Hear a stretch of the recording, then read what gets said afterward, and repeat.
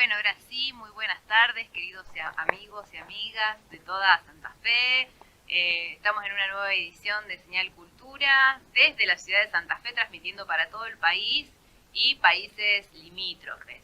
Desde acá nuestra salutación a amigos de Montevideo, Uruguay, amigos de Entre Ríos, de Córdoba, de Buenos Aires, que durante toda esta semana se estuvieron comunicando con nosotros, compartiendo esto que es el quehacer cultural y que nos hermana de un modo federal y rioplatense.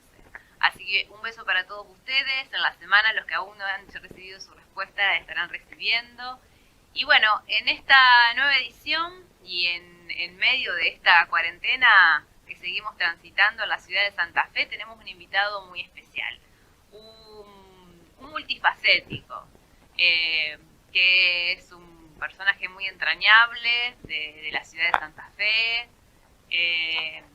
un amigo personal, un hombre de las letras, de la cultura, de la comunicación, bueno, y que hoy está asumiendo como ciudadano una gran responsabilidad en la vecina ciudad de Rincón, lugar en donde encontró su lugar en el mundo ya desde hace mucho tiempo.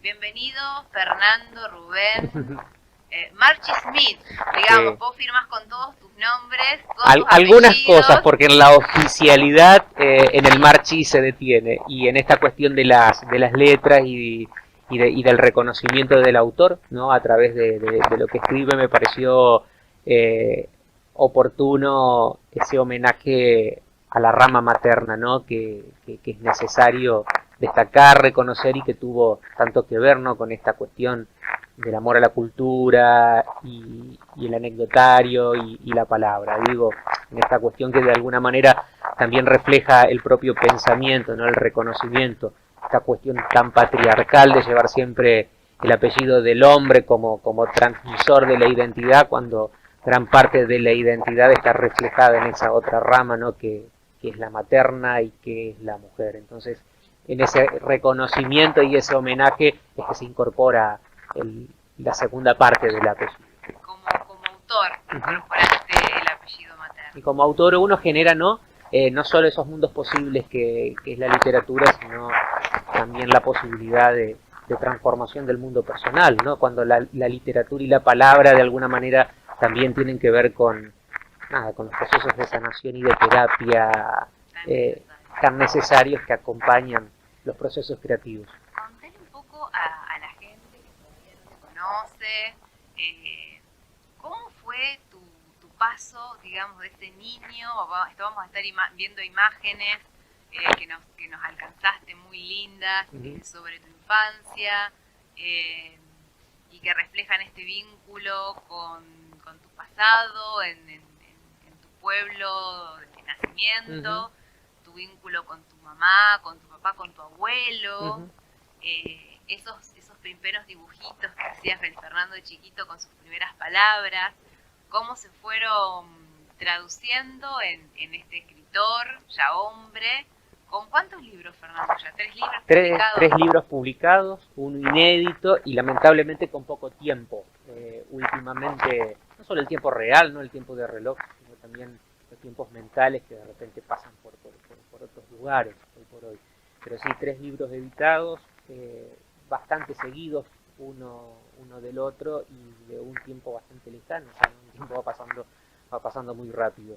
2003, 2005 y 2007 fue un periodo de ferviente actividad, y de alguna manera eso sí tiene que ver con el legado y con la cuestión mamada en la primera infancia. Ahí estamos viendo algunas imágenes, estas imágenes del recuerdo. En la casa, esa es la casa donde me crié, la casa en el campo, en Santa Rosa de Calchines, 3 kilómetros al norte del pueblo, con una escuela a pocos metros, una escuela rural con muy pocos alumnos. Así que esa sensación de la escuela siempre fue como la del espacio que formaba parte de la casa también, ¿no? En estas familias propias de otro tiempo, ¿no? Donde convivíamos mis papás, mis abuelos paternos, mis tías, en una misma casa, mis tías docentes también. Y con este acercamiento gracias a eso, ¿no? A la parte de la palabra y del relato. Antes de empezar el primer grado ya tenía ahí los primeros rudimentos de las letras, sí, de los cuentos aprendidos ya de memoria.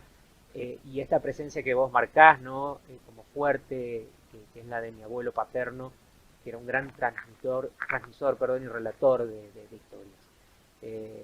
Indudablemente eso marca esa primera etapa de mi vida, y sabemos lo fundante que son las experiencias en la vida de una persona vinculadas a esos primeros años y esa primera etapa. Así que fueron cuestiones que marcaron y que siguieron y siguen formando parte, ¿no? de mi mirada al mundo. Una cuestión muy vinculada también a lo místico.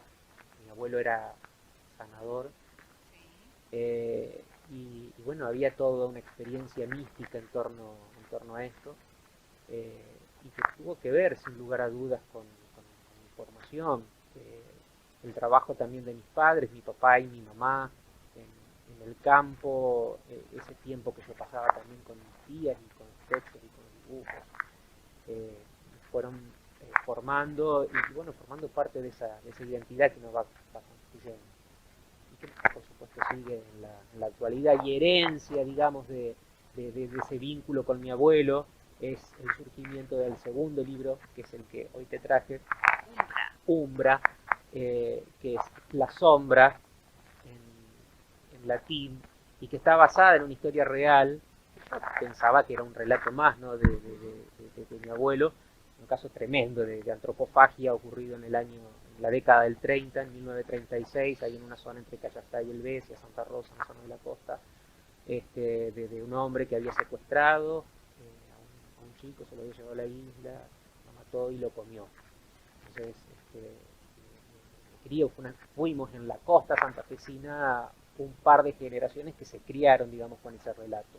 Y muchos años después, ya en plena labor periodística, con el miedo a ese viejo al que famoso estaba... Aparicio Garay, claro, el famoso Aparicio Garay, ¿no? Esa cuestión mítica y mística, claro, de la zona de la costa, del Albardón costero, y que en un determinado momento uno olvida, ¿no? Cuando entra la adolescencia, cuando los intereses pasan por otro lado. Pocos años después, ya trabajando como periodista en Santa Rosa de Calchines, alguien se acerca con los periódicos originales del diario El Orden del 36 para armar un informe especial, y ahí se desata esta cuestión de decir, esta historia tiene que ser contada. Y bueno, la investigación, que también tiene que ver, ¿no? con este proceso lento de indagación en los documentos, en los testimonios, en las fotografías, y la definición, ¿no? qué hacer con esa historia, si contarla como un relato periodístico o tomarla como inspiración y ficcionable, que fue de alguna manera la decisión final. Y bueno, está dedicado justamente a la memoria de mi abuelo, que murió centenario, ya estaba nonagenario el momento del libro, así que está dedicado a él, básicamente, digamos, como esta herencia y este reconocimiento. Del narrador de historia. Del narrador de historia. Y decime, ¿cómo llegaste a este equilibrio entre... ¿Cuál equilibrio? Entre el periodista, el cronista, sí. ¿no? Y el escritor literario. Ajá. Si es que se puede llegar a un equilibrio, o si es que se puede conseguir... Creo que encontré un perfil en esto, porque fíjate que desde la adolescencia, uno de mis autores preferidos, o sea, tengo una gran afinidad y una gran identidad con la literatura latinoamericana, digo, porque más allá de estas cuestiones universales que suelen contarse, ¿no? a través de lo local, porque digo, la literatura es eso, digamos, y la trascendencia y el llegar al otro tiene que ver con esto de poder relatar, de poder contar lo universal a través de lo comarcano, de lo cotidiano y de lo local. Y en esa admiración por la literatura latinoamericana, bueno, Rulfo, pero en ese momento era García Márquez, esa cuestión que despierta en estar viendo un día un documental en un canal de televisión. Yo ya venía leyendo mucha obra de García Márquez, pero no conocía su impronta personal o su recorrido. Y bueno, los orígenes de García Márquez tenían que ver o tuvieron que ver con el periodismo, básicamente. Vivió muchos años del periodismo. Exacto. Antes de poder... Y era esa etapa donde yo estaba iniciándome en la actividad periodística también, en televisión, creo que estaba en ese momento ya trabajando en el canal de Rincón, en el canal de Santa Rosa, estaba trabajando en radio acá en Santa Fe, y fue nada, esos...